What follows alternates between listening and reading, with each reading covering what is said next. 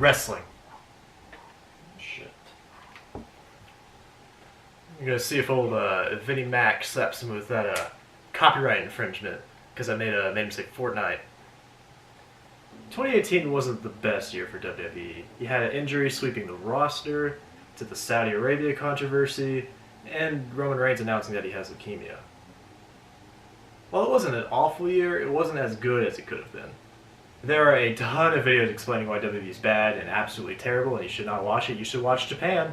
But I want to take some time to talk about the good matches that happened this year, because I think there were some pretty good matches. I'm going to go through every pay-per-view in 2018. I'm going to rate it. I'm going to tell you what matches were good, what you should pay attention to, and what you should probably ignore. Alright, Royal Rumble! The Royal Rumble was pretty great.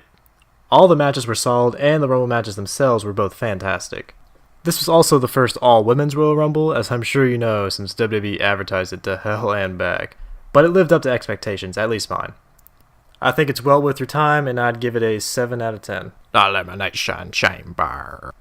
This one just wasn't that good. You can skip it entirely.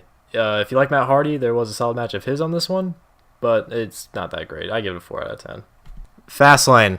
I usually believe that these pay-per-views like Fastlane, Payback, they're usually pretty lame, but this one was actually pretty good. There was a good match between Randy Orton and Bobby Roode where Randy would become a Grand Slam champion. There was a great women's match between Riot and Flair, and a pretty hectic but fun 6-pack match for the WWE Championship. This one's pretty good. I give it a 6 out of 10. WrestleMania 34. Jesus Christ, this one was long. For starters, I highly recommend the pre-show. The 2 Battle Royals were both solid, and the Cruiserweight match was absolutely fantastic. Then for the show itself, it was kind of hit or miss. Matches like the ladder match for the IC belt were great, and Charlotte vs. Asuka absolutely stole the show. And the debut of Ronda Rousey was fun, same with the return of Daniel Bryan. Also, while Shinsuke vs. AJ wasn't the dream match we wanted, Shinsuke's heel turn at the end was very unexpected. I liked it. But the rest of the show just lost me. Undertaker vs. John Cena was just a squash match. While Braun winning the tag titles with the 10-year-old boy was absolutely hilarious, it didn't really add anything to the show. And I honestly don't even want to talk about the main event. So I give this one like a 5 out of 10, maybe 6. It's pretty good to put on if you want to go to sleep. The greatest Royal Rumble. A big trend this year was doing these Saudi Arabia pay-per-views. And I'm not in any position to talk about the Saudi controversy, but I did watch the greatest Royal Rumble. Was it good? Not really. The ladder match was good. 2 out of 10. Honestly, just skip it. Backlash. Backlash was pretty bad. I don't even know what to say about it. It was hell to sit through the first time. I didn't even give it a second viewing to make this video. Backlash is like wrestling at its most boring. There was one good match, that was The Miz vs. Seth Rollins. It was the only good match that night and the only one you should go back and watch. Overall, the pay-per-view is easily like a 3 out of 10. Money in the Bank. Money in the Bank is personally one of my favorite pay-per-views. I love ladders and I love chances for superstars to get that gold belt. This one had a lot to make up for as Backlash was actually horrible, and this was a step in the right direction. Seth Rollins vs. Elias was a great match, although Elias should have picked up the win. The women's ladder match was good, but I didn't really like the ending. I know Alexa Bliss is popular, I don't see it personally, but if you're a Alexa Bliss fan, this is a great match for you. And we finally got a good AJ vs. Shinsuke match. We also got Ronda's first singles match against Nia. Worked for what it is, I don't really have a real complaint here. And personally, I found the men's ladder match to be great. It was a hell of a lot of fun. I give this one like a 6 out of 10. I think it's worth your time. You just gotta skip through the boring bits. Extreme Rules. Money in the Bank was a step in the right direction, and Extreme Rules was the same.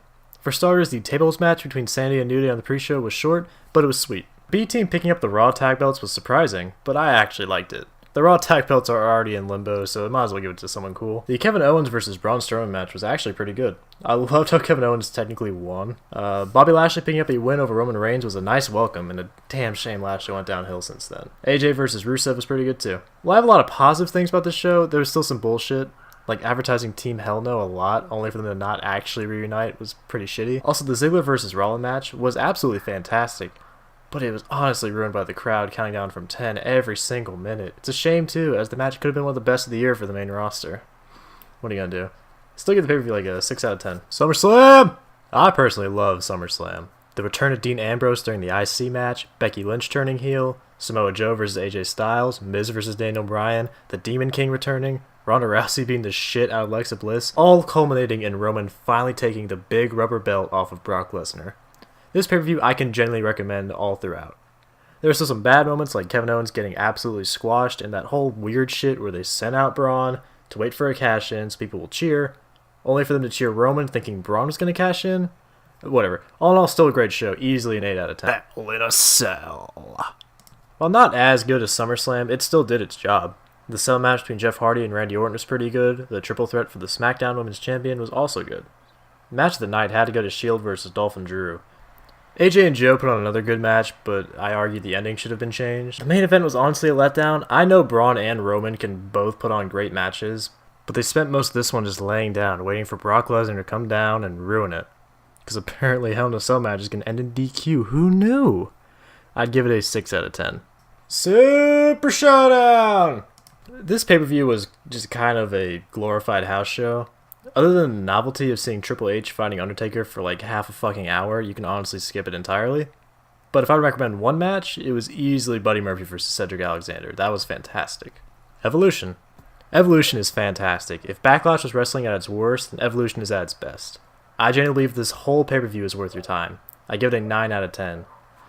And Charlotte versus Becky Lynch should have gotten 5 stars. Crown Jewel.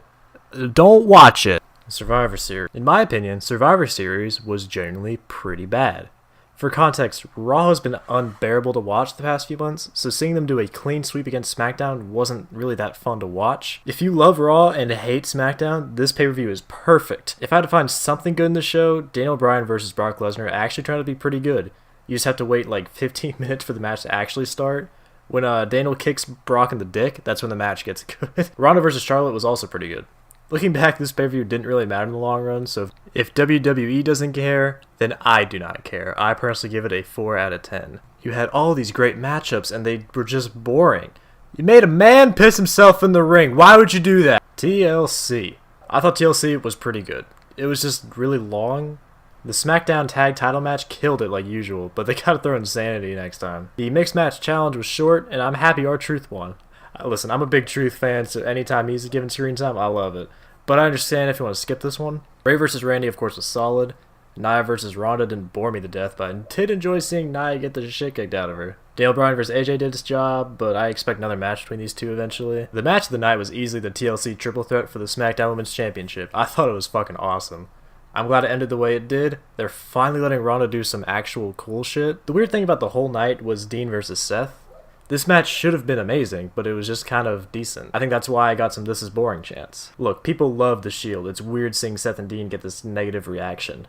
I don't really know why either. It was booked well. Personally, I think Dean and Seth just weren't really into the match. I don't know why. I try not to blame wrestlers themselves for bad matches, because it usually falls on the producers or the writers. But I think it's the case in this time. It reminds me of Jericho vs. Owens at WrestleMania 33, where it should have been great, but it was just kind of okay.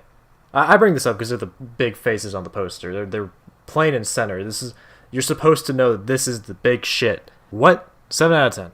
I wanted to make this video to bring up some of the good matches that happened this year. It is December 19th as of recording this, and the product is supposed to be getting better. I don't know what the McMahons are back in charge is supposed to mean. Hopefully good.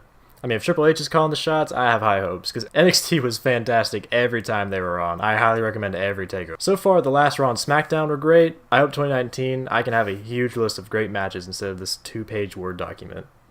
The promoters just gotta put more folks into their product. And Jesus Christ, take that fucking belt off Brock Lesnar. What did you think of WWE this year? Go down in the comments, put down your favorite matches. Did I forget something? Did you think a match I said was good was absolute dog shit? I want to hear you guys' opinion. Until then, I'm going to see you guys at the Royal Rumble, where hopefully they don't fuck it up.